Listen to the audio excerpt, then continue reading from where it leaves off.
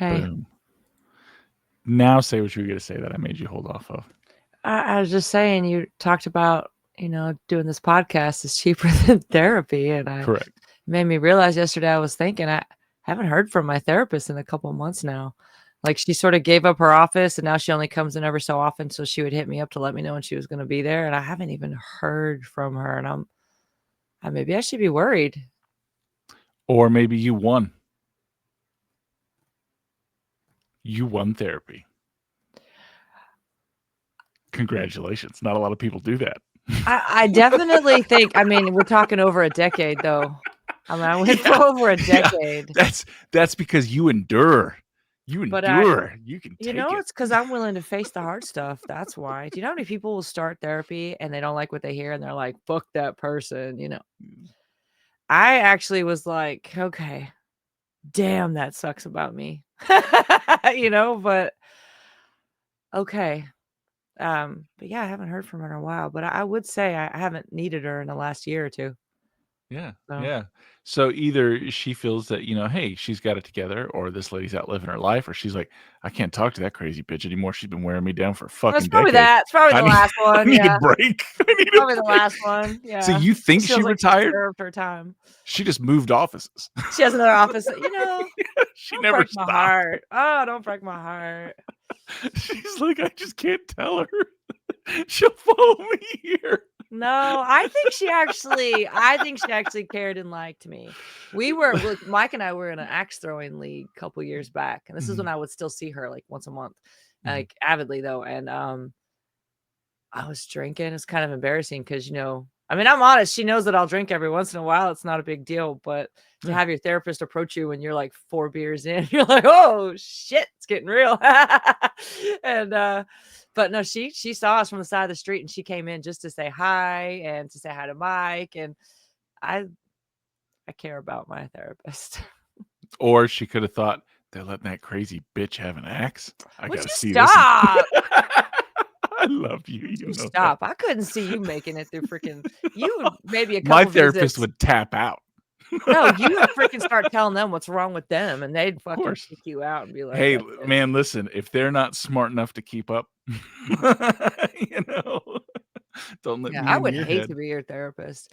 Although 8 years older this whole time, it's been a long road as Yeah. your little sidekick therapist. And that's why don't do it. Don't do it. Yeah. So I wrote those books I wrote, right? I had a therapist, I had a psychiatrist from the VA reach out to me who read my books. Oh, offering their services for Yep. free?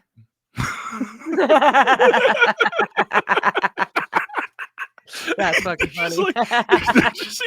like, he's like, hey, I read the books. I like them. Just So this man saying, needs help. like, if you need to talk, there's services, the VA offers. I Uh-huh. was like, well, I'm not a veteran. Like, I've never done anything like that. Like, I don't qualify for those services. He's like, sure. He just thought I was lying to him. He's Yeah. like, sure, yeah, whatever. I mean, Uh-huh. hey, man, a lot of guys been through some shit. People work it all different ways. Like, I'm just like, no, oh fuck, I can't win this. Like, I let him know because anything I double down is just gonna be more in the convincing. I was like, yeah, okay, cool, noted, thanks. I talked to my wife's like, what the hell does that say? She's like, nothing good. It's not positives. Gosh. Yeah. I don't care. I know, you don't. I I know. don't. I know. Don't come dancing in my mind. You might not get out. It's a vulnerable position to be in. So the thing is, the trick to therapy is honesty. And I think that's why it doesn't work for a lot of people because they don't know how to be honest. You have to be Yeah. honest. You can't just go in and tell your side and make everything look like, oh, I'm the golden one and that person over there is the fuck up. But that's not real therapy. Well, that's the same with faith and religion and prayer. Like, if you can't be honest truly with yourself, which a lot of people can't. To like say, well, what are you? Well, because it's what is it? The justification that comes along. Everyone's like, well, others are worse than me, or I could be this, but I'm not that. And Nah, fuck all those other people. Everything you just said was an excuse. Let's be honest. Yeah. Like, Yeah. you're a piece of shit. Yeah. Like that's what I look at. Like, I'm a piece of shit. I'm all of these things. It's 100% that all of this is accurate. So what do I do? You know what? Honest repentance is I stop. I turn around, try and change my mind and my heart, and I focus on those things, and I pick up Yeah. that stone and that cross one by every day. That's for me. Yeah. You know. And Um, that's one thing I took for real is I tried to be a better person through all of it. mhm. The whole decade of therapy, I tried. I can't fix other people around me. I can't fix the past. I can't fix my No, childhood. I can't fix who my children are gonna grow up to be. All I can do is try to be a better person. it kind of feels like that's the whole point of life. Yeah. That's growth, man. That's maturity. Yeah, That's where wisdom comes from. yeah, like Mhm. everything else, whether it be the government or politics or so much stuff is just bullshit. It's just bullshit. It's not real.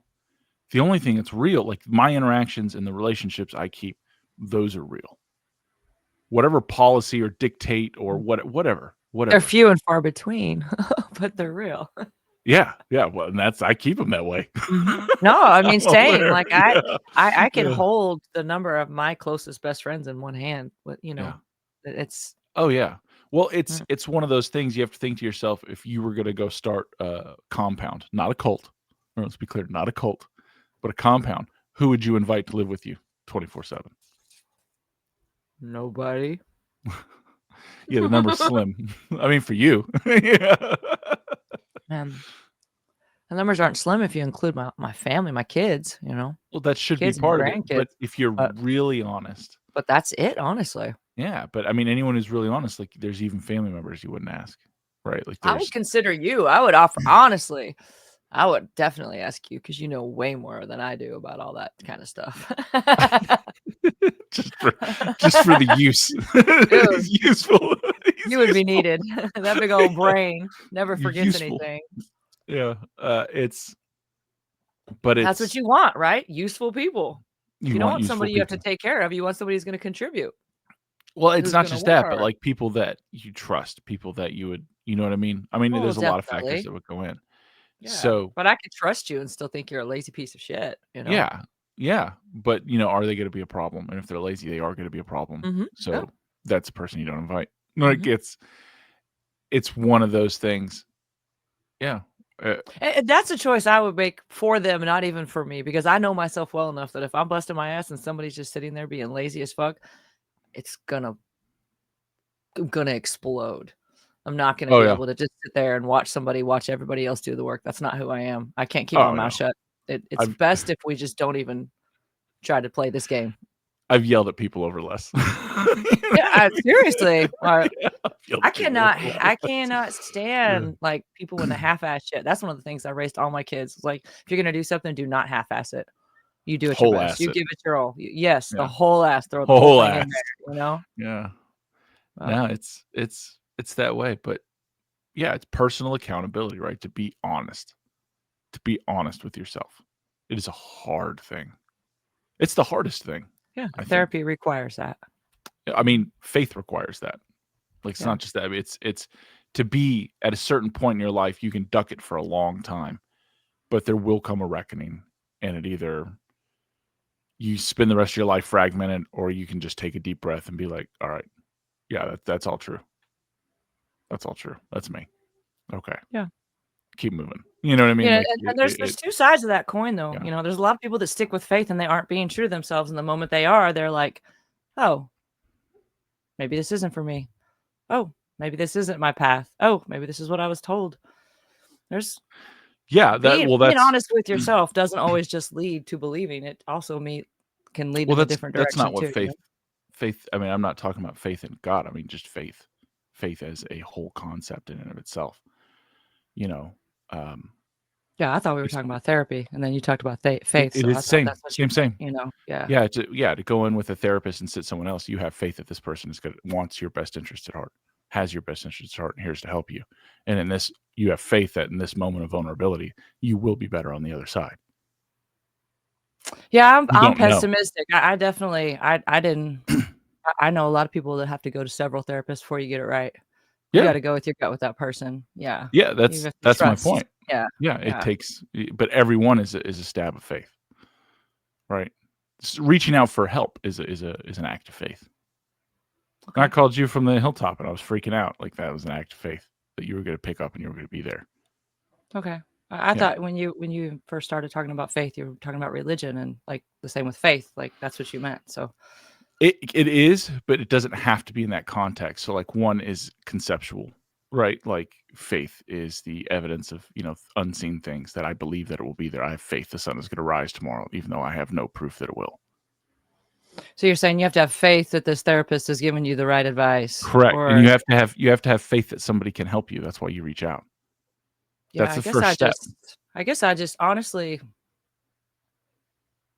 I listened to what she said when I first met her Mhm, and if she would say something there I mean, there were a few times mhm. that she would say something that I was like, Yeah, I get that. that's not a fit for me in my life, but I understand why you said that, but that's not Mhm. something that doesn't help me right now."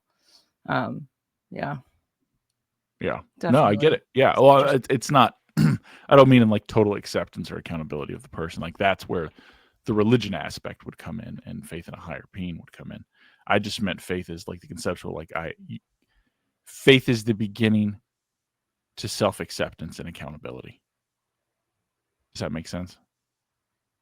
And that's why some people go to therapy. Like you said, you have to be honest. And that honesty, you're honest in that moment because you believe it's the right thing and it's going to help.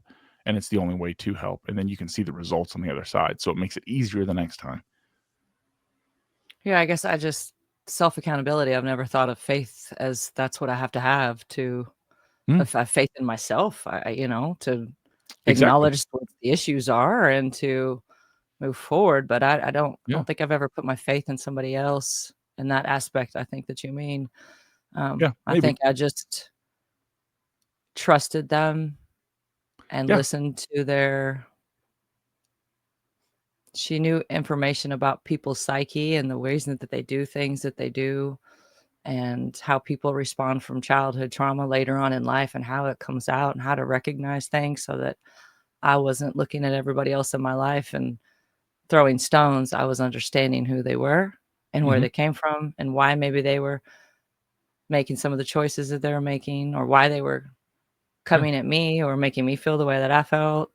Um, so I kind of just took everything she said. It was for me, therapy was almost like a one-on-one college course.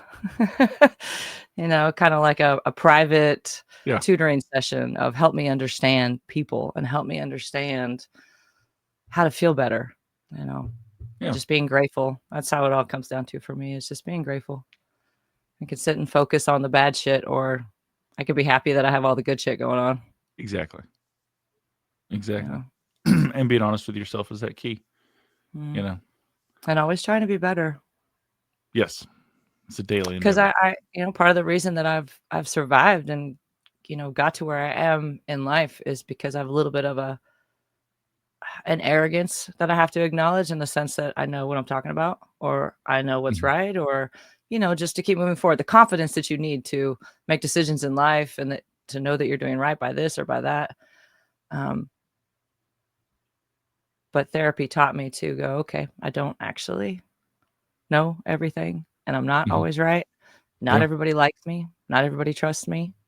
Um, in fact, there's a lot of people that I thought did that really don't, even if they don't know it. And it kind of just taught me to, with gentle gloves, sort of navigate Mhm. life and people. Do you remember the first time you figured out people who acted like you like they liked you didn't actually like you? Yeah, some of the closest people in my life. That's a hard thing to take, Yeah. and that doesn't stop. I mean, I just turned Oh, yeah. 50, and I wouldn't on here or anywhere else, but in the back of my mind, there's a little voice. There's something inside me that knows certain people. There's a little list of people that I know that smiled to me and then talk shit about me behind my back. Yeah. Yeah. Yeah. I remember the first time I figured that out, like, I was in 8th grade, and it was people that were supposed to be my friends weren't, like, through whatever, the circumstance doesn't matter, but it just, like, it hurt in a crazy way. I was like, "You're my friend." You know what I mean? Like, Yeah. "What's going on?" And then that set this weird course in motion, And ever since then, I've always been keenly aware. The person who's laughing with you, but they're not really smiling. You know what I mean? Like, yeah. One of the experiences that's so different for me than it was for you, even though we grew up with the same parents in the same house, we had completely different childhoods. We've talked about Mhm. this before. One of those examples is that you were not fond of our father. That's, you did not have a great We childhood with him. no. And I did. Yeah. And it's so strange. But one of the things that came out of that has to do with what we're talking about is one of those key moments as a kid. I don't remember a lot. I Mhm. do remember a lot, but I know there's a lot I don't. But Yeah. one of those things, it's like one of those memories that you can envision so clearly. You can almost take yourself back in that time in my childhood was coming home from school. A bunch of girls were being mean, and I was crying to mom and dad. Honestly, I don't even know if you were born yet. If you were just a little tiny baby. Mm. And because I was right around 9, 10. So yeah, you must have just been a toddler maybe. And I remember dad just so passionately telling me that it does not matter what anybody says or thinks outside of our home, outside of our circle, that the foursome, that's right, you were born because he said the four. So the four of us is what he said. That's all that mattered. It did not Mhm. matter. Once we left that house, it didn't matter what anybody said, what anybody thought, their opinions. All that Mhm. mattered was us, that we were always going to have each other, that no matter what. And that gave me such confidence as a kid. Mhm. It gave me such strength as a kid. And then 8 years later, he left. Mhm. And that broke me because one of the things that I had built myself around and who I was that lesson. Mhm. And then he left. It was like, what? Yeah. You're the one that taught me that. Yeah, you didn't keep the And standard. then you just broke it, Yeah. And then I get married and my first husband leaves. So life has been hard with lessons of people going, and I needed that therapy. I'm so sorry.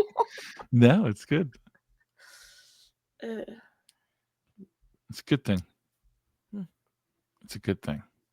Yeah, yeah, my relationship was different. Oh, I know. And I hate that. Like, you got a completely different it was almost like by the time you came of age to have the dad, he had tapped out. He was done. Happens. It used to, like, when he was dying and we were there, I let all that go then because when we were going back and forth to the hospital, and I just like, am I gonna hold on to this bitter pill? You know what I mean? Like, and I told him, like, he was sitting there, and I was like, I forgive you. I love you, and I forgive you. Um, I'm not okay. I'm not Yeah, okay with anything, yeah. but I What love you you. did is not Yeah. okay. And he's just crying, and he said that his greatest regret was um, how he left things with, me and Mhm. mom and you. And he's like, I can't do anything about that, and I'm dying. You Yeah, know, and there it is. yeah. And his So, lesson learned. the last words he spoke to us was Bubba's cheating because we were playing cards and he left the room and I wasn't cheating. Yeah. Yeah. Well, after when we were playing cards and he said that, I don't know if you remember, but I had actually gro gone around to the side of the bed and crawled up there Mm. and talked to him for a second. And just I don't know why, but I was just compelled to tell him that I had a great childhood and that I'm okay and that I have a good husband now Mhm. and I'm happy. Yeah. That was the last thing I ever said to dad. He had a tube in his throat and he couldn't talk back, I think, at that time. It was that same day. Or maybe he didn't have a tube in his throat, but they were filling up his I think you did that before we pulled the plug on him. yeah. Well, he was Yeah. awake. He could hear though. I Oh, did well, he that in didn't that have the room, I tube then. He thought. had the tube later when he was dead. Everyone went in and said their own Oh, yeah. goodbyes one at a time. Yeah, we did all do that Yeah, then. and then I signed that paperwork and I unplugged him. Yeah, it is some shit, man. That was wild. Remember raising hell with those nurses? Oh my god. Oh my god, and, you know, I know that there's no reason to have regret, but we thought we were doing the right thing. We We were doing the thought, right we you were know, doing the right thing. our father, we did not have a relationship with him the last few years of his life, not even close, and, any contact we did have, we were told that he was dying, he was having liver failure, Mhm. and he was on a waiting list at Vanderbilt in Nashville to get a new liver, right? Yes, that is And what they said. and so when he ended up in the hospital for the last time, we showed up, guns blazing, like, we were ready to fight, like, I won't, because he was in a different hospital in a different city, and they refused to transport him, and that's all we were told. Well, there was a lot And more going on than just that. yeah, but we didn't know. Yeah. Yeah, well, I Yeah. mean, no, I'm not talking with that. Like, the family that he was with are shitheads. Oh, you mean the family dynamic? Yeah. Yeah. The people, Yeah. are shitheads, and so Because it he to moved on. When he left with he another woman and had 2 kids within 11 months. yes, She had several kids before, so he had just yes, a whole posse, a new family whole instantly. new family. Yeah, Mhm. instantly new family, and their dynamic is their dynamic. We're different people. Getting the truth out of them is a very difficult fucking thing to do. They Um, live for drama. yes. Yes, they do. And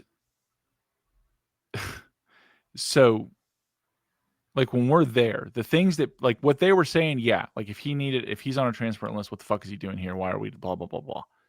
Okay.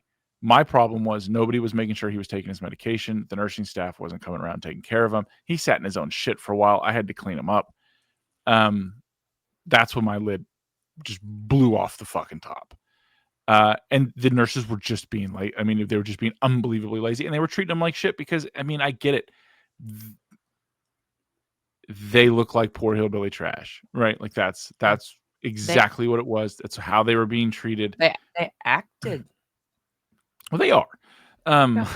they are. Yeah. Like, yeah, they are. But it doesn't matter, right? Mhm. It doesn't matter, especially in a hospital. Everyone is there for equal treatment. You're look past that shit, heal the person. That's what you're supposed to do. You're supposed to care. It's one place in the world, or two places you should be getting compassion. One's the church, and two is at least a fucking hospital, right? Yeah. Like, Mhm. and he wasn't getting it. And you and I went to the nursing stages, raised some hell, and then they braided us back into the like head nurse. Yeah, they took us into this little family room, this little, like, where they come to tell you somebody's passing or whatever, like, they pulled us in one of those Try and quiet contain us. rooms. Yeah, Uh-huh. as we continue to eat their ass, and then later we find out that A doctor the and a nurse sat us down. doctor and Yeah. a nurse, yeah, and they were great. Listen, that head nurse, They she was were, they fantastic. were. They were The actually the really, doctor who showed up was on fucking point. yeah. Um, They didn't treat us like hillbillies. well, we didn't look like hillbillies. We didn't speak like hillbillies. We didn't We act act like like hillbillies. assholes, though. We didn't act like assholes. We act like someone who Kind gave of. a fuck. No. I'll justify that to the end of the day because I cleaned up my father's shit in a hospital. I made sure he'd take his medication. I was the one. If you're threatening that he has, staph or any of this shit's going around, you're not having people wash their hands. You're not fucking warning them. I haven't seen a nurse in 3 hours. Fuck you. I want all your jobs. I want the medical records. I want you to never have a job in this industry again because you aren't just dangerous. You're a dangerous, selfish piece of shit. And that's the end period. You're a nurse. You're a doctor, right? Do no Yeah. harm, heal, care, compassion. That is the fundamentals in which you go into this school with. You don't come out as some little cracked out fucking white girl who doesn't give a shit about anyone who's talking shit about people in the hallway. Oh, That's yeah. not how this is. I don't want to hear about your fucking baby daddy or how good you got it last night. I don't want to hear any of that bullshit. I want you to take care of the fucking family members there. I want you to do your job like a professional. I don't think we're asking a lot. You know what I mean? It's Right. the same But thing. If a roofer come and does your roof, you don't want him smoking crack up there. Do it in no, the car before you I show up. 1,000% agree with what you're saying. To Yeah. be fair, I just kinda meant, I personally, I remember going off about them not transferring him. I don't remember going off about all the other stuff. Oh, That's the no, part I I was feel on the bad other about. stuff. I feel bad about yelling out about all the shit that I was completely in the wrong for. Oh, yeah, I mean, well, that's bad information. That's Yeah. bad information, and, like, that, as I remember, I didn't yell at them about. I was yelling about the other stuff. Um, that is just it was abhorrent because I think I just wiped him up. I just cleaned him up, and, like, no nurse had been in. I'm looking at the nurse check on the board, and fucking nobody's there. Mm. What's and when we were walking up there to the nurses that like I was like, "I'm gonna be calm. We're gonna talk about this collectively. Like, we Yeah, can make right. this happen." And when I heard her talking about, "Yeah, baby, he fucking bit me over, blah blah blah," and I was like, "Oh, fuck you!" Like, and I was like, "And it's on. Let's go." Yeah. Yeah, you little fucking twat. Um, I had nothing but disdain. And that night when I was sitting with him, an older nurse came in and she looked at me and smiled. She's like, "I heard about you." I was like, "What?" She's like at the nurses like thing where they do their shift change and they give briefing. She's like, "We heard that there was a lively discussion in the hallway." And I put my head down because I felt a little I did feel ashamed because I showed my ass in the hall. Like I Yeah. could have handled that better. I could have not been as loud. But at the same time, We were emotional passion too. Yeah. well, yeah, and passion is required to get the fucking point across. Yeah. Like if I just talk calmly to these people who just, is fucking how good she just got it, like it ain't gonna ring home. We Yeah. need to make a fucking scene. Um, so I don't have but anyway, she told me, she's like, "I think some changes are gonna start happening around here." And I was like, "What?" She's like, "Honey, that made it all the way up to the director of the hospital." And I was like, "Good." And she's like, "No, you're right. Good." Like she wasn't happy with little young bop nurses either, who just weren't So I doing don't their job. remember any of that. Isn't that crazy? Oh, that's do I remember like that his family like talking about? Yes. And I let it go as soon as they said, "Well, listen, we'll call around if he's on the list, we'll move him." I was like, "Thank you." Like I distinctly meant thanks. That's what we're asking for. Yeah. Um, the other problem was how everyone else was treated. I remember being a much larger part of that. But Yeah. yeah, and I was fine with it. I'm always fine. I'll always like if that was you in the hospital, I'd be losing my shit too. You know what I mean? If that was anyone that I love and like and you're not doing what you're supposed to be doing, Yeah. No, valid. Yeah. yeah, like Yeah. no, You let's gotta burn fight this for the bitch to ones the you love. ground. Yeah. Yeah, let's burn this bitch to the ground. Yeah. Like I don't want any of you people in here. And the thing is, all those nurses that day, I never saw any of them again. So I'm sure they just moved them somewhere else. Yeah. But the thing is, they also knew we were 100% in the right. That's why security didn't get called. That's why they didn't fucking escalate it. That's why it wasn't, oh, these people are being emotional because their father's dying. No, fuck face. You're Oh, that's not doing true. your part. It's true. We didn't get escorted out. We Yeah. didn't get asked to leave. No. We did And nothing. then, Just yeah, fucking the doctor who was, I wish I could remember his name because he deserves credit. He was the one, like, him and the head nursing lady were on it because, and I look back at that, like, with the maturity that I have now, they knew they had a fucking problem with their staff, yeah, they had to have. Yeah. you It's know, not the and first they've heard. Yeah. no, they've just been ignoring it. And, yeah, yeah. I remember asking like the nurse lady when we were talking to her, and she's like, "Is there anything else?" Because they came into the room, if you remember, with like, a hospital administrator, and like, "Is there anything you can do?" And I was like, "Yeah, I would like the name of every medical staff when they and who's been in my father's room. I want the name of every medical staff that's been in my father's room." And she's kind of like, "Why would you want that?" It's like, "Why do you think I want that?" You know what I mean? And she got it. To her credit, she got it, and it was. Yes, they lied to us about the thing because when they called Vanderbilt, and even then, I remember talking to the doctor, and he's like, "They don't have any record of your father being on the transplant list." He's like, "But we can go ahead and get him on. We're going to give him a drug test first. We're going to get this moving." And they took the drug test and failed everything. And I was gonna ask you, do you remember when they sat us down in that room with the doctor and the nurse, and he was kind of going over why he's not on a transplant list and why Yeah. he won't be on a transplant list, and they were going Yeah. through everything they found in his system. Oh, yeah. Are we on the same Everything. page with that? Like, it was heroin, Everything. It right? was Like, everything. crack, Yeah. they He found failed. He failed for everything. everything. Everything. On a 12-panel test, he failed fucking Benzos, everything. cannabis, definitely alcohol. Oh, yeah. Mhm. He was sweating that shit out in there.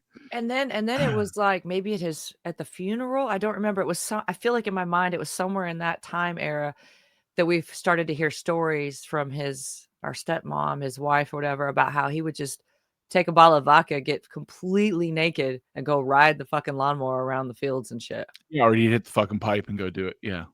That's yeah. Like, that's our dad. Our dad did that. Oh, yeah. Yeah. Yeah, it's fucking Although I shouldn't be surprised because and people don't know this, but and I don't even know if you experienced this, but did you know that dad used to lay out naked when we were kids at home? Mhm. He would lay out completely naked, and I would have friends over and everything, and he'd be like, "Just shut That's the pretty curtains, weird. tell them not to look outside." Yeah. I have He was a so many memories of that stuff. which is wildly inappropriate with teenage girls. But, yeah. Totally inappropriate. Yeah, the thing is, like, I get the nudist part. I just don't get all the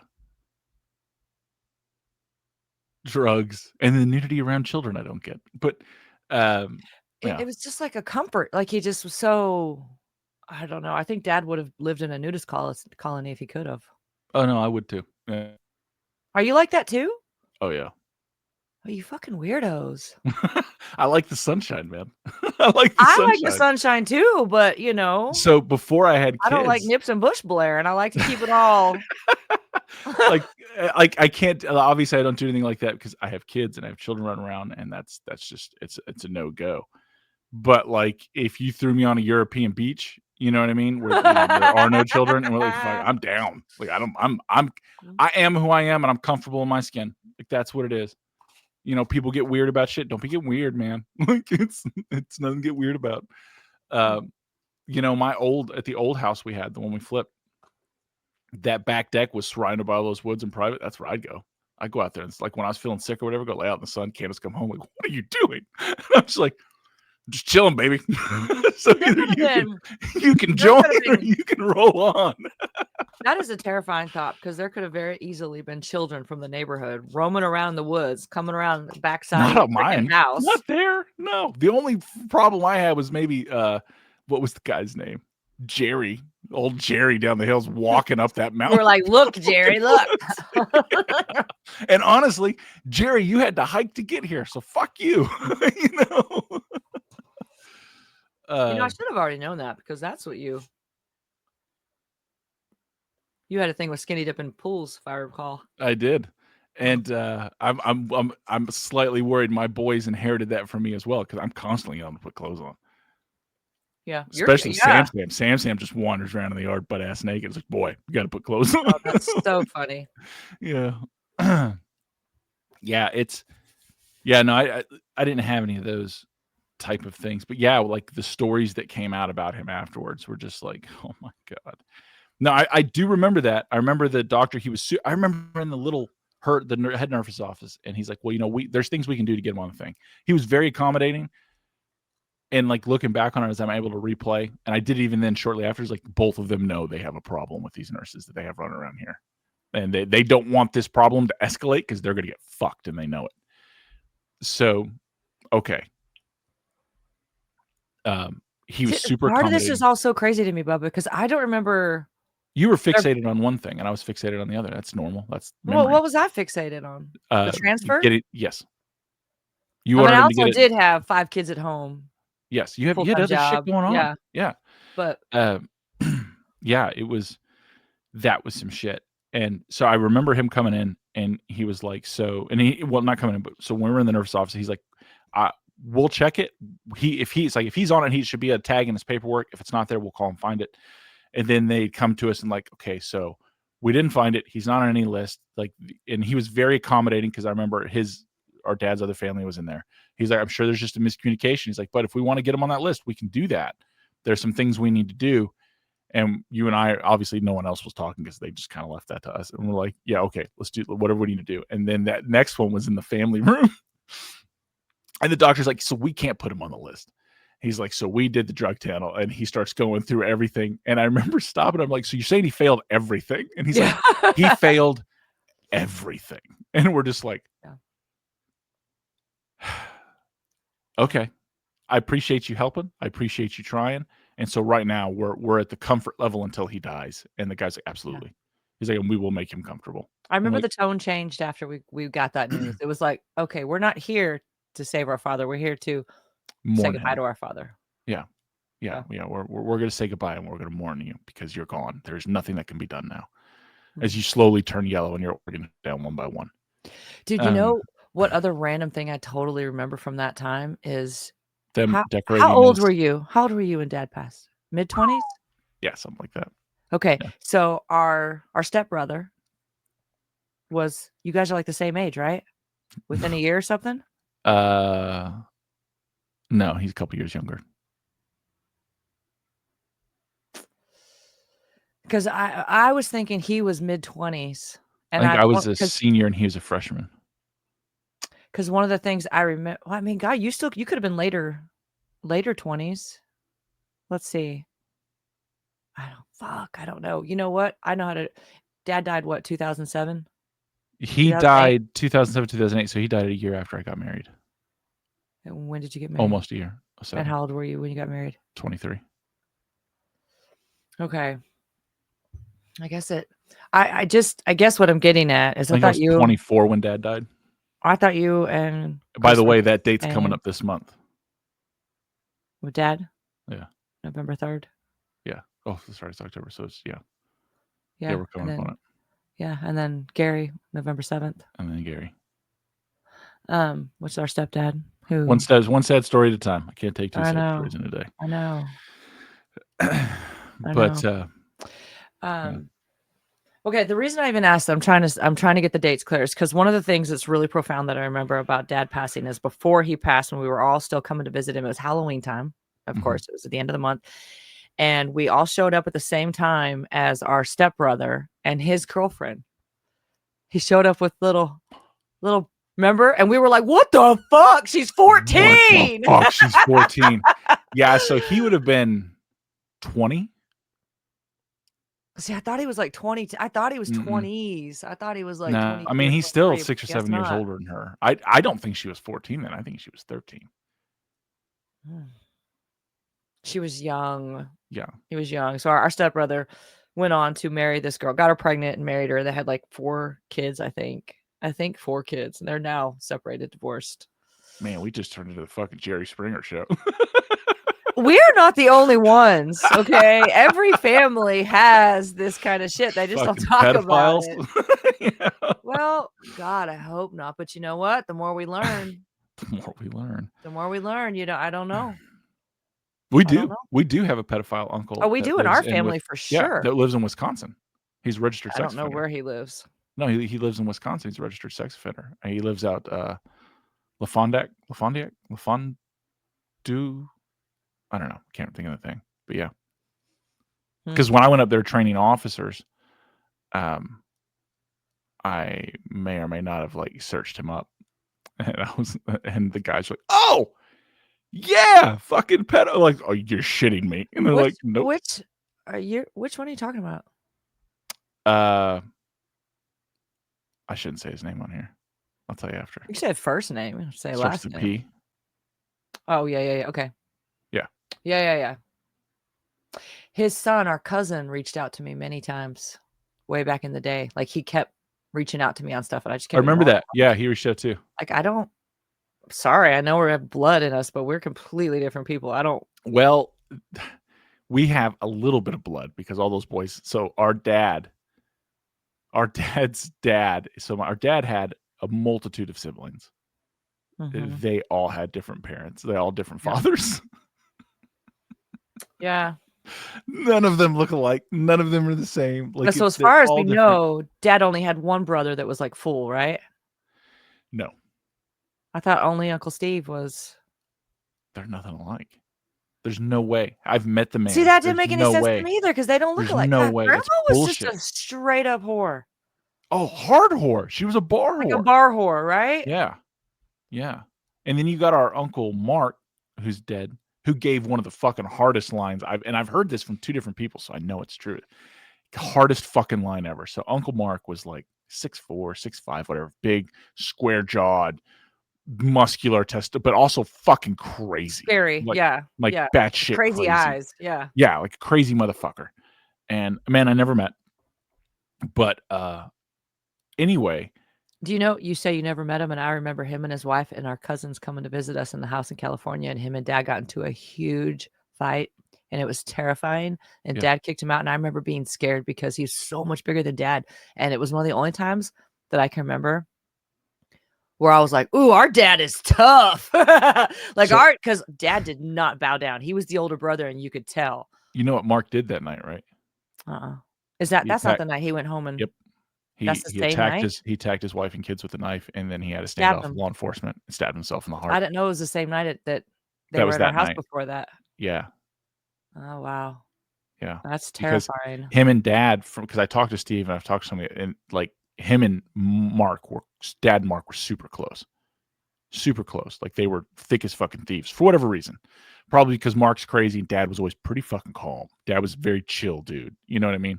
So he probably just laughed at it all. Yeah. Yeah, just fucking he's like, he's just Yeah. crazy, whatever. It's just You Mark. know? It's just Yeah, Mark. it's Yeah. smart. Just let it go. It's like he bit the head off a fucking rabbit. It's like, yeah, it's just Mark.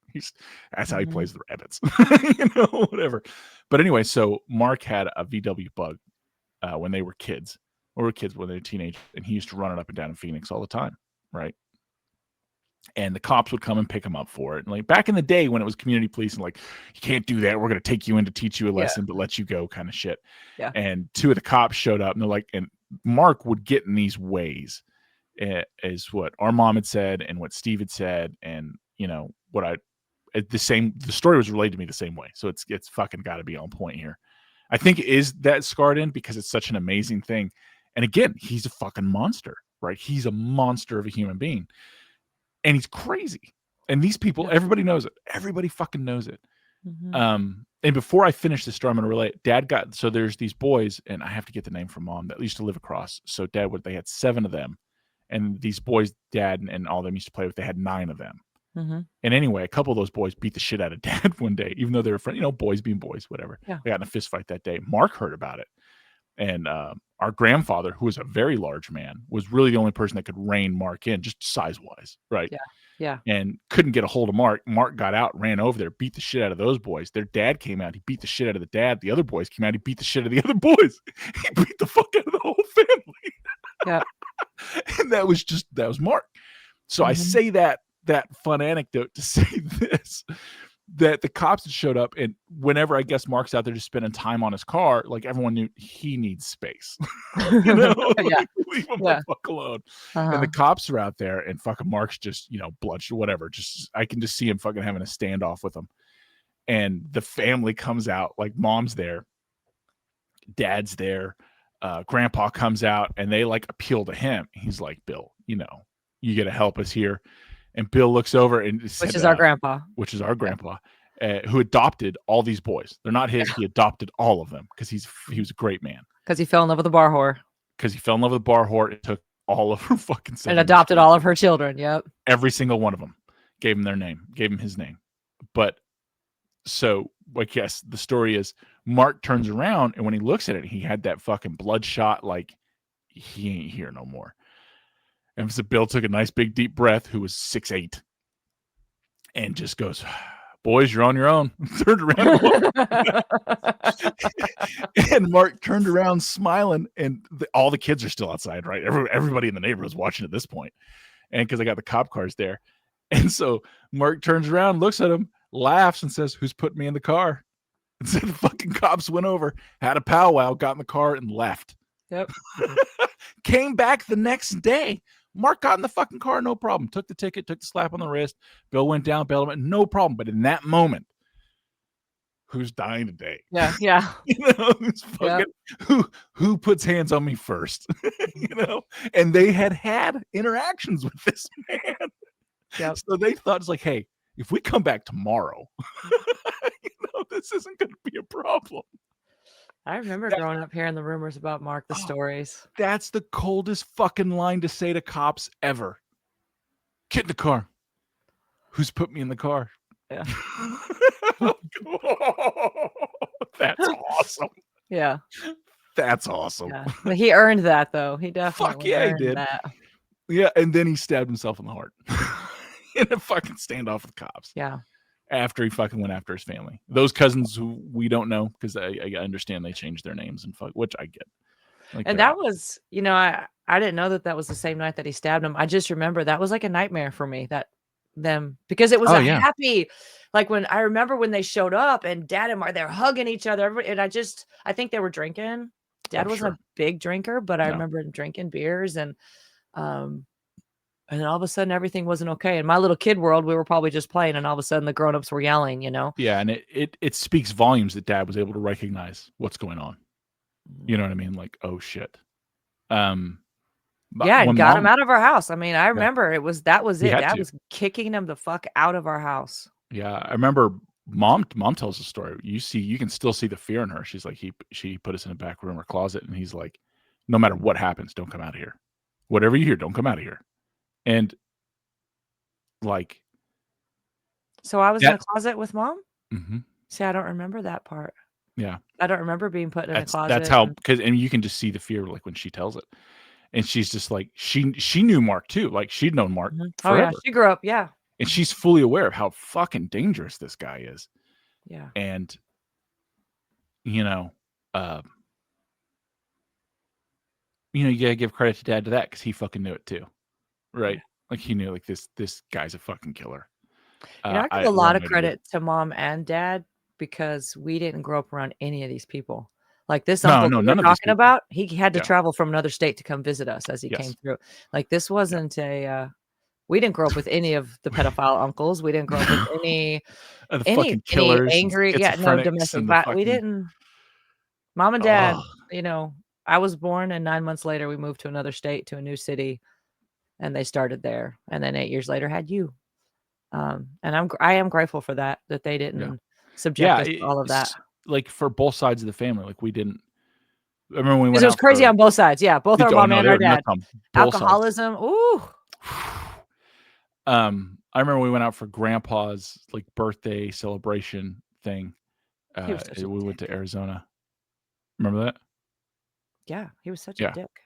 Oh yeah, he's always a dick. He was always a dick. Mhm, Um, our uncles are dicks. Our mhm, mom's brothers like this. What tremendous! Like the only one I like died. You know what I mean? Like, mhm. uh, was the only one I have positive memories of died anyway. But Yeah, that's crazy because that Uncle Steve, uh, on our mom's side, do you have the same memory? Like, when you say positive, is him showing up at the house and hanging out? Is that what positive memories do you have of him? him and I talking about science shit. Okay, yeah, because he was super smart. Super But smart guy. that's what he used to just every once in a while, I'd come home from school, and there'd be Uncle Steve, and he Yeah, was having a sober moment and decided yeah. to He's come having a see his sober moment. sister and see his niece and nephew, and Yeah, he would hang out for half of a day or a day, and it would be just the best conversations, the best jokes. He was so funny, so witty. You yeah, actually remind me of him, honestly, if other than the crack part. But yeah, like, he was a good dude. I have yeah. good memories of him like that. He's just self-medicating. Like whatever went on in our mother's household was not good. Yeah. And we'll never know the extent of that. I don't want to know the extent of that. I got my She own doesn't demons. want us to. Yeah, and fair enough. She's a Yeah. 70-year-old woman. She's made that call. I Mhm. am thankful that they got us away because we went out there for Grandpa's thing and we met a bunch of our other cousins. Save for like one cousin or two, I was just like, "What the fuck?" I know. I was like, "Are the cops surveilling this place? Because they should be. God knows the Yeah. FBI is." You know what I mean? Yeah. Like, who the fuck are you people? You're Yeah, all that criminals, or you're all fucked up, or dangerous. You yeah. know, it's unbelievable. Mhm. So if you We take had that that into account, we did great. We've turned out Yeah. really well. Yeah, props to mom and dad for getting us, Yeah, man. fucking away from all that. Yeah. Mhm. Fucking one of other dad's brothers, Tony, that I met, that fucking weirdo. Um, that's when I met Rachel, our grandmother. What a cunt! Like, I was, I Mhm. was, This is the bar whore that we're talking about. I was 11 or 12. You know what I mean? I remember walking away. I was like, "What a cunt! Oh No, my god! Whoa!" And Yeah. Tony, like, I remember, like, this is one of the like, when I was still seeing Dad on the weekends, and I saw him, and I asked him, I was like, "Is something wrong with Tony?" And Dad's like, "There's a lot of things wrong with Tony." Yeah. He's like, and he just walked away. Like, he just stopped talking and walked away. And he, I could tell he didn't want to be there, but he felt obligated to be there. It was very weird. Uh, yeah, Yeah, I will forever be grateful that we were sheltered from all those all uncles. those motherfuckers. Yeah. Mhm. Apparently, we have some cousins out in Vegas that are normalish. I guess I don't know. I know they're all chicks. One of the brothers, because I don't know. That was something Mhm. I I think they had reached See, the out one thing that's 20 consistent years, in our 10 family years ago or 15 years ago. no, but the one thing that's consistent is all the normal people Get the fuck disperse. away. Yeah, Yeah, we spread out. We get the yeah. fuck away from everybody else. We keep to ourselves. Mhm. When I found that guy to do, like, the family genealogy and lineage, right? Like, when I Mhm. got our Yeah. family done, the biggest way he tracked our families were arrest records and newspaper clippings of, like, That horrible fucking shit. fits, man. Horrible shit. He's like, That "Do you know you had a fits. grandmother that killed a sheriff and his family?" And we're like, "Sorry, what?" Like, that's That that's how fits. they ended up in Oklahoma. Oh, That's they were funny. on the run. Yep. Like, We may have some normal cousins somewhere. I don't care. I'm too old to care at this point. I don't wanna go oh, meet a new yeah, cousin. I I don't let give them a go. shit. And they're if they are normal, they're gonna be more like us and just like, "Oh, Yeah, fuck they no, don't care I don't either. I don't wanna reach out." Mm-mm. Did I ever tell you I reached out to our, dad's, uh, half sister in Texas? His biological father's Suzanne? daughter? No, that's not No. her name. No, What's her she's in name? North Carolina. She had 5 kids in North Carolina. I'm talking Wait, who? dad's biological father, Henry. Henry, okay. Yeah. I found his daughter, Oh. Sulphur Springs, Texas. I found him. I found pictures of him. Looked just like dad. Like if dad would have got older, so when he got out of prison, he started a When Henry got out of prison? When grandpa got out of he got prison? out of prison. He started a second life. It's kind of on par.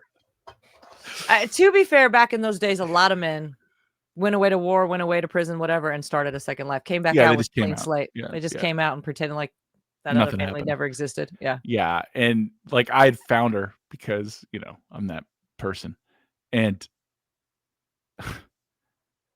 she was very nervous, like, talking, and, I was like, "Hey, I'm your, like, half nephew, like, you're related to my dad, blah, blah, blah," and she just gave, things positive, and I told her, I was like, "Listen, I don't want anything from you. I'm not trying to do anything. I'm just trying to piece a story together." You know what I mean?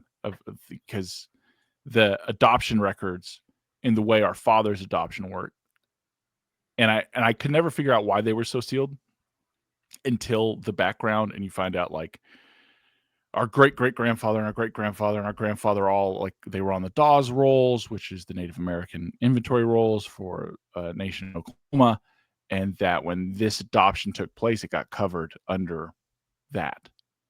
It got covered under, like, so it's unsealable, basically. Like, the amount of legal work it would take for us to get that opened, it's What possible, what but it's information would be daunting. obtained Like, at this point from it it? What it could we would get give out of us it? at least dad's birth record, because I bet all the boys have different dads on their birth records, but none of them are gonna know it. And, uh, like, if we wanted Choctaw membership or something, we would have to have that paperwork, specifically that paperwork. And there was a time I was like, "Oh, I should do that." And then I got the DNA test and found that we're not Indian at all. I was about to And then say, dude, I don't have we're any not Indian Indian at blood in all. me. Not Like, at all. Well, doesn't even so here's the thing is, like, in our family history, like, when that genealogy was done, our family for a long time just lived in and around the Choctaws, and when they took the fucking rolls, we were dark complected enough that they just signed up. They just signed up. so they hit him up in August when they're, like, at their peak tan and just freaking said, "Oh, you fit the color code. Let's go." Hey, man, we can get pretty dark, and especially, well, back then when they were doing it too, that's not too many removed from Nancy Freeman, who, Hector married, and she was African American. So you're only talking 2 or 3 generations from that, or maybe 2, from when that happened. So they probably did look very close to the part, right? Mm.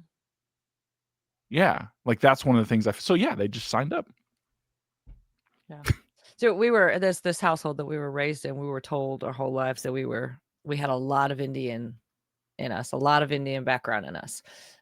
I was told more Indian than anything else is what mom used to always say. That's why I didn't have any hair on my arms and why I tan so easy. And I'm a kid, so I'm like, okay, I got blonde hair and green eyes, but okay. You know, but yeah, so then I started getting tattoos and I got a tribal feather on the inside of my arm, and then I did a DNA test and ain't no going back from that tribal feather after that. No, we genuinely make Elizabeth Warren look like Pocahontas. She has way more claims than we do. I think what it came down to for me is I'm mostly Scandinavian, and the funny thing is, if you look up Scandinavian people, Yeah. I look just like a Scandinavian. Like we all look like sisters. Yeah, It's we're actually pretty funny. very broadly Northern European. We just happen to Mhm. tan very well. I'll take it. I'll take it. Yeah, like, we Yeah, it don't doesn't burn. make any sense, but Not yeah. at all.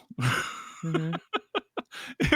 It like when I got that done, it just blew my mind. And I wanted it like the one I did through 23andMe because I wanted all the trace tests and the potential genetic illnesses and things. We just didn't have an accurate background. And I Mhm. come to the point like I would like to have this information. Yeah, so we're good and healthy because we're mutts. We are genuinely mutts. Yeah. With the RH factor. With the RH factor. Yeah, we're mutts with an RH factor. We're the cast outs. We're no blue blood, no nothing. But we are everyone else's problem though. Like our family's consistently been everybody's problem. Wow. There's shit we can do about that. No, fuck, take a little pride that you know what? Because we don't take no shit. Even maybe we should. You know, we got grandmothers that killed sheriffs. Watch out. Great grandmothers. Yeah. Yeah. Like We got what? daddies in our family that'll just walk away from a family. You better watch Go, yourself. we go start another one. They don't give a shit. You know, I did the ancestry.com. I didn't do Yeah. 23andMe, but I've debated like doing all of them that are available just because it's been 20 something years since I Yeah. donated eggs, but I'm curious. Oh yeah. If I'm they're out there curious if looking, they'll find you. anybody's curious about me. Yeah. That's what I'm curious It's about. that's something it's good for, like backgrounds and being specific about certain things. DNA is kind of bullshit for, but for relations, it's Finding great. people. Yeah. Finding people's great. Mhm. You know, when I donated eggs, it was completely anonymous, and none of this was ever going to be an option ever. Yeah, till it Life is. changed. Yeah. Till Until it we is. progressed, until everybody's doing DNA tests. And now I just, every time I get an email like from ancestry.com, like, Mhm. you have a match, I'm like, take a breath. And it's always some freaking second, third cousin. It's never been anything, but I still, every time I get an email, I'm like, it's Well, exciting for me, I think. I got rid of my I deleted out my account on 23andMe because they sold their content and it was part of the thing. So I was like, all right, delete. I mean, you're still gonna keep the base stuff, but Mhm. whatever. I'm sure they kept all of it because Did everybody fucking lies. ancestry.com, did they get bought out or sold? Mhm. Oh, I don't keep up with that stuff, but It's honestly not worth it. Yeah, for like linking up and seeing who's who, I think that's interesting. Um, I was curious too. Like that's how I got our genealogy done. Was Mhm. I hooked up with this lady and I was like, oh, we're like second cousins, and we were able to figure out who we were related to. She's in Oklahoma, and she's like, if you're related to me, you're related to this guy, and he'll do your genealogy for free because that's how he's building his out, right? And that's what he does. So I did that, and he's really into coffee. So I bought him a bunch of like K cup instant coffees because that's like his thing. I sent him a couple Mhm. cases as a thank you. Did like a 40-page layout, you know what I Yeah. mean, for nothing. And that was cool. There was cool stuff because obviously you only get the cool stuff. You only get people whose records are written about them, and if records are written about you, you're not a nobody. You're not just a farmhand that nobody ever heard of. But even though there's a lot of that, and ours was a lot of criminals. It's so Until funny you get to the because way back. It's so But funny because to be surrounded by the history of the people that we know in our generation and the one past us, and they all suck. There's so many bad people. yeah, So you do this whole genealogy test looking for some good, and it's just more bad people. a It's lot of them. just the blood is thick. Oh yeah, yeah, yeah. But It you know it didn't get it better. There's it no didn't get saints, there's no glory, there's no it's well there. So we do have that blue blood, but even then, it's kind of associated with tragedy. of course it is. Yeah, like that was the last real turn. We had a couple crusaders in there until they were like martyred and sent their kids off to survive for a while, and then they came to the U.S. And we're just it's kind of like, good lord. That fits. But you know what? You know what? We're survivors. Fucker, we're survivors. We're the I cockroaches on the suppose. ship. We ain't going down. We're gonna make We're it. still The rest here. of you fuckers are gonna panic. We're just Well, gonna go start and have new families. that's because there's also, like, a long line of, like, big multipliers in our family too. I mean, how many kids do you have? How many kids do I have? How many kids Oh yeah. grandpa have? I mean, like, we You know the craziest thing is genuinely that is no shit a consistent thing in our family. Mm. Like if you look at our family list that going back, everybody had 5 kids. We're At fertile as least. fuck. At least. Yeah. Oh yeah. We're going poor through like I think there's one in there at like 12. You're just like, whoa. they're they're throwing out some numbers. That's funny. Yeah. Yeah. Some wild shit, man. Yeah. I learned that lesson. Don't go, well, I want to know. Like my wife's family, like they have a mountain in Tennessee with a family cemetery and they've been here forever. And like it's that kind of thing. Ours is just like we stayed in a place until we got burnt out or ran out or we had to, get ahead of the We fucking had to posses. run. Yeah. Yeah. We can Well, start the over somewhere marshals are new. coming. We better go to Yeah. the territories. Yeah. They're Or coming for us. all of my children's aunt and uncles are pedophiles, so we're gonna move to another state and start over there. Not all of them. There's some are dead. No, they're not all, but, like, the more I look back and think who wasn't? Who wasn't bad? I had this conversation. So, like, they have National Guard in Memphis right now with federal troops, right? As we're speaking. Did you know they rescued 42 kids the other day? From where? Memphis. But, like, where? Like, where From the in Memphis? streets. From From like the streets, like, sexual. just Yeah. driving Yeah. around, they just found these kids just Different hoods with different people who weren't their parents or not their guardians. They're underage. They're into the trafficking scene and they start pulling them out. And you're like, how many did you get? 42. What age range? You don't want to know. And you're just I was asking my wife, I was like, I understand that a lot of them are probably older teenagers. And I'm not saying that this is okay. I'm just saying that I think it would be difficult to tell. But one, I've never paid for a prostitute. It's not anything I've ever been into. I'm not a fan of strip clubs. So it's an alien concept for me. But if I'm trying to see it from the other side is so some girls who are 16 look 22. Okay. But a 12-year-old looks like a 12-year-old. 9-year-old looks like a 9-year-old. 8-year-old looks like a fucking 8-year-old. They're on the streets too. Who the fuck is buying this? yeah. What's going on? Why is there so many? Like, what?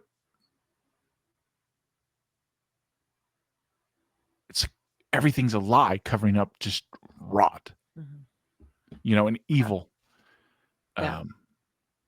Yeah, I don't know. I can't fathom it because I don't think that way, which thank Christ for that. I know, But but the more we learn, the scarier it gets because the it's worse it gets. everywhere. It's Absolutely. yeah. Absolutely. Yeah. It is the desecration and abuse. And that's what I'm saying. Yeah, not all of our uncles were bad, but which one wasn't? I mean, I don't know any of them. Like the one, so Steve that I met, the other one, he's weird. He's a fucking weird dude, but he doesn't strike me as that. He seems like he really gives a shit about his kids and he's trying to do the best. He's a strange cat. he's a weirdo, yeah. Yeah, but I mean, fuck, people would say that about me too. True, we do. Yeah, and they'd be right. We do. Is he walking around at 2 a.m. in his yard nude with night vision on? And you can't be doing that. Your kids are getting too old. You can't be doing that. Yeah, but You do no, have I neighbors. don't. For the record, I don't do that. But I'm just saying, like, you send me to Europe. There's a beach. I'm down. Yeah. Yeah. Yeah, those things don't, it's never bothered me. But, yeah, there's some fucked up people. Because, when I try to think, one of our uncles, Uncle Jerry, he's one that I would think, okay, he wasn't a perv. But then a couple Thanksgivings before Grandpa died, do you remember we all went to a cabin Oh, together yes. in the mountains? Yes. I have told And this joke to people to explain my family. are you talking about the Yep. poker thing? Yep. Yep. Okay, so for everybody that's listening, our family gets together, and we never do this. It was like the only time we've done And this, this is why. This is why we don't yeah, do this this is shit. really, honestly, I guess why. And so we've got teenagers. There's a bunch of teens and then the younger kids, and we're all gonna like trying to find games to do. We all decide we're gonna play poker. Or I'm gonna teach the little ones how to play poker. And my grandfather and my uncle are downstairs, so I run downstairs and I'm like, "Grandpa, you want to play poker?" And he stops and looks me up and down and says, "Strip poker?" And I went, "Ew! Like, it's all family here." Like, and I just ran back upstairs, and the reason I include my uncle in that is because my uncle was standing right next to him and laughed, like he thought the whole thing was funny, and that was his moment to go, "Dad, you know what I mean? That's not okay." That was his moment to be better, and he wasn't. And I think they're all just pervs, and I don't. I think they're all fucked up. Yeah, there's I don't know. I I mean, don't know. what a I thing to remember say, I remember Like, talking to the one cousin we have who's very normal. His kids seem very normal. They are very normal. He and I were talking about it, and he was talking about how he wasn't allowed it, like, because he grew up around the cousins, like in Phoenix. You know what I mean? I was like, "What was that like?" And he's like, "Honestly, he's like, my mom never let me hang out with any of them. Like, I was never allowed at yep, anyone's house. We didn't. There's no yep, sleepovers that I was at." And I was looking around the room. I was like, "She made a good call." And he's like, "Yeah, yeah, she made a good mhm, call." yep, It's like, what the fuck? yep, Ugh, everybody here is on a watch list of some kind. mhm. I remember, do you remember our cousins, Jeff and Jill? They were the only Yes. ones that lived in the Bay Area with us that every Yeah. once in a while we would see. And Jill was the same age as me. And Mhm. I love Jill. And I remember thinking family because we didn't have any cousins around. We had nobody around. We had nobody. We had Nobody. nobody. And all of our friends, everybody that we knew in our lives had family around that had cousins and stuff. We were the only ones that were like here by ourselves in the city. Mhm. And so when Jill would come and visit, it was like this big thing for me. Like, oh, that's my family. I got my cousin. And we're like in 5th grade and she's pulling thongs out of her backpack. Like, here, do you and I'm like, what is that? I didn't know what thong underwear were. And she's introducing them to me, and it's at the time I thought she was super cool for that. And then it took a few years and it was like, how the fuck What the did you get fuck? thong underwear 10 years old? And why was that okay? Why? Why were you wearing That's them? why we didn't have any interactions with our cousins in our family because I was still wearing underoos. You know what I mean? Like Yeah. I was not in Yeah. the same Mm. category. Got my BK Night high I tops got on. What are my you Wonder talking about? Woman. You know what I mean? What? Fuck. Yeah. I'm still Wonder Woman. You're running around the house like Rambo with your freaking Yeah. tucking your guns into your underwear. Like, It's a mess, man. They're a mess. And Jeff, man, he didn't end up well. But oh, he's gone, isn't he? I don't know if he passed away. I thought he jumped out of a hospital and out of a window. Yeah, he did that when he found out his dad died, but it was a one-story building. Oh man, people really be exaggerating shit. He fucking made it. Well, if He he is just fucking alive, broke a leg or something. if he is still alive, he probably is in a hospital in a Yeah, psych I ward, mean, right? Like yeah, he's I think he did, like, drank a vial of LSD or some shit like that. Like, it was and he and I lost have his no fucking idea. mind. I kept up He's with Jill I for a long that's time. yeah, like, he lost his fucking mind. I know when he found out, like, they say he threw himself out a window. And I was like, "Oh my god." And I'm, like, looking around, I think it's, like, 1 or 2 story He was like, just trying to he escape. broke yeah, he broke a fucking leg, you know what I Yeah. mean? You can't flock her, you know? I don't Um, even think about these people, to be honest. I haven't thought about any of these no, not people till in right so now. long. Yeah. Yeah. I try not to. And that's kinda why it's foggy, the memories are Yeah. foggy. Even dad, when we were talking about, I don't think about Mhm. that stuff hardly ever. I think about dad, but I don't think about that last week. That's not the Yeah. stuff I choose to think about much, so That last week's probably the real thing I do think about. Really? Mhm. I think about dad when I'm driving in my car. I think Mhm. about dad a lot when I'm driving in my car. 'Cause I drive a car that my dad had said, "If, one day if you want that, make good choices, work hard, all that." And Mm. so to be in that car right now, I feel a connection with dad in a weird way. And, I think about dad every time I'm at a sports event with all the kids. That's good. Yeah, Yeah. yeah. Every time I laugh about something completely inappropriate that I know I shouldn't be laughing, I think about dad. I make an excuse, and that's where I get it from. Yeah. I'll laugh through it. I Laugh through the pain. occasionally in a posi if I have a positive thought about him, which there aren't many, it's when I walk by the claw machines with stuffed animals inside. Mhm. I think of that. 'Cause you guys would do that? Yeah, and he'd win fucking all of them. It's At pretty Red Robin. invested. Yeah, Oh, yeah. yeah. Well, they It's still had their funny the smoking things that our section. memories, that our minds Hold on to. Yeah, capture and and the hold on rest of to, Let's Go. Yeah, other than that, I mean, it's we didn't end well, we didn't talk a lot, like, it was and I get it. I get it how I was enraged at the life that he put me in, and he just could there's no way he could look at me as a father and not just have tremendous guilt, especially after we got in that fight. Mhm, As a father now with a son near that age, mhm. I can't imagine that. I can't imagine that. I I'd say can't there could imagine that. that the guilt would probably even be, amplified because he had done such a good job with me. Mm. Like, what he wasn't giving you, dad was my guy, you know? Well, to be fair, he didn't give it to any of the other kids either. Well, then everybody can hate me. I can be the I oldest don't sister that everybody, I don't think but anyone hates you. I think maybe that was no, just all he maybe that was all he no. had. We all had our own experience with him. We got Yeah, what we got. But I yeah, I do feel like, I don't something he just gave up. He gave up. He didn't wanna do the 9 to 5 anymore. He didn't wanna something in him broke, and he wasn't strong enough to something. yeah. Yeah, something went and he Or couldn't hold something it got a hold anymore. of him, Dad fought demons Yes, he his did. whole life, Yes, he and did. in the environment that he was in when he Is not the environment you wanna be in when you're fighting no, demons. you don't I'm sorry, but you don't move across country with your kids and leave your wife behind. No, That's not healthy for any marriage. no. It's not. It's not, Things can't hold. The center can't hold, mm-mm. You you can't know? keep your shit together if things were that hard for them, those were bad choices to make. Even though they were doing it for the better good, Yeah. you gotta do it together, not Oh, yeah. those are things me and my marriage now that I'm a grown woman and I have a Yeah. husband and I have a family, I would have never stay behind while my husband takes the kids and goes across the country. I couldn't. And I know and I'm not judging mom and dad at No, all no, no, no, because that was a no. choice they had to make. They had the business they wouldn't sell. I understand all the And real choices shit that was they going made. on at that time, man. Real They had to make yes. a call for their family, like, Yep, "We gotta they get had the to make fuck a outta here." call. They were trying to do it for Yeah. school schedules. They were trying to probably for you and me, honestly, probably for Yeah. you too, to make sure Yeah. that you started school with everybody else, and I understand all of the decisions. I just think that was the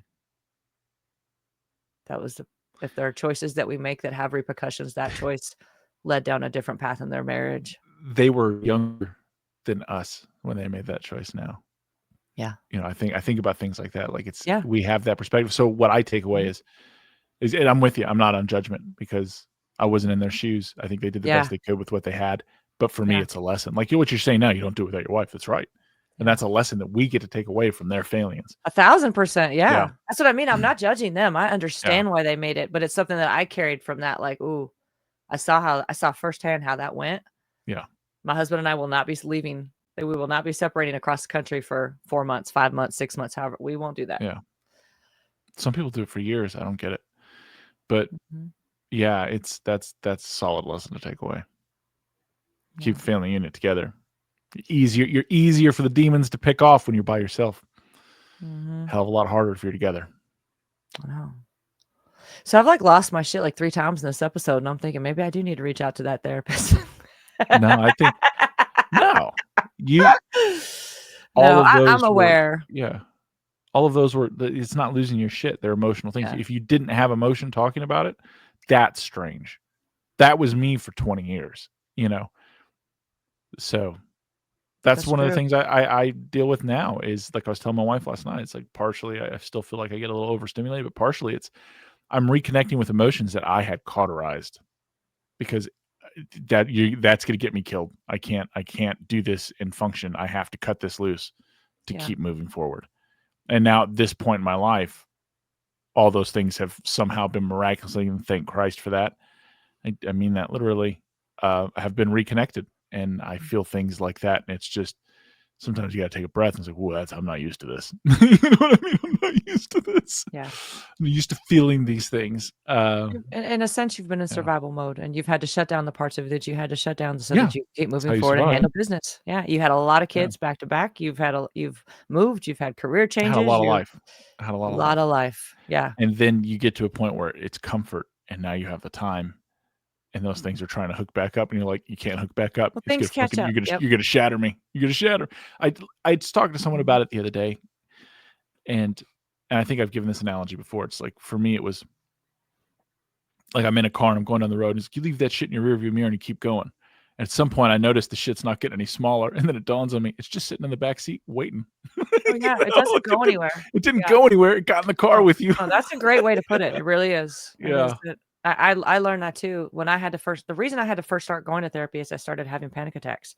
And, we're not gonna go into all that right now, but I learned from that I was having panic attacks because everything I thought that I was so strong and I could overcome and I could deal with, it was just burying it away somewhere inside. Yeah. And then at some point, there's no more room. There's no more room left to keep burying shit, and you have to deal with it. And I was physically having a response to that. My body was physically responding to what I was ignoring. Yeah. Mhm. Yeah. I mean, you gotta own it. Yeah. It's good though. It's a good thing. Yeah. Therapy's good, I think. If it's a good fit for you, it's good. If it's a good fit for you. Yeah, And absolutely. it's not for everybody. It's not for everybody. Mhm. I did not process it that way. It's not who I am. Yeah. I would rather, we've talked about this before. So, but yeah, for a lot of people it is. I have a lot of friends it's been great for. It's been great for. Mhm. Um, That had a yeah, good you just, match. That's everything. You yeah, can't just if you're in a position where you can only go to the person that insurance allows and that's it, and you're not a good fit, back up, get out of it. Don't do it. Don't force yourself to go see somebody if you can feel the energy with you guys is not good. If you feel like you go into a therapy session and you're being judged by your therapist, get out. That's not how it's supposed to feel. I feel like therapy should be a place of acceptance and understanding and yeah, education. It should not. You shouldn't go into it to have somebody beat you down or no, to have somebody make you feel like they're better than you. That you're not. That's not what it's for. you should go in for compassion and clarity. Yeah. Yeah, and there's all kinds of different therapy too. Some people find that through church, 1000%. Yeah. There's energy therapy. There's so many different types of Yeah. therapy that. Yeah, I found mine through, getting back in touch with my faith in a real way, and it's Yeah, made all the difference. It's made all the difference. that is great. Yeah, and it's, yeah, I just had to weather that storm. I had to weather that storm. Speaking of that, I have a really good supernatural story, but I'll tell it next time. Okay, sounds good. All right. Anyway, I Until love you. next time, love you too, man. All right. Peace. Boop.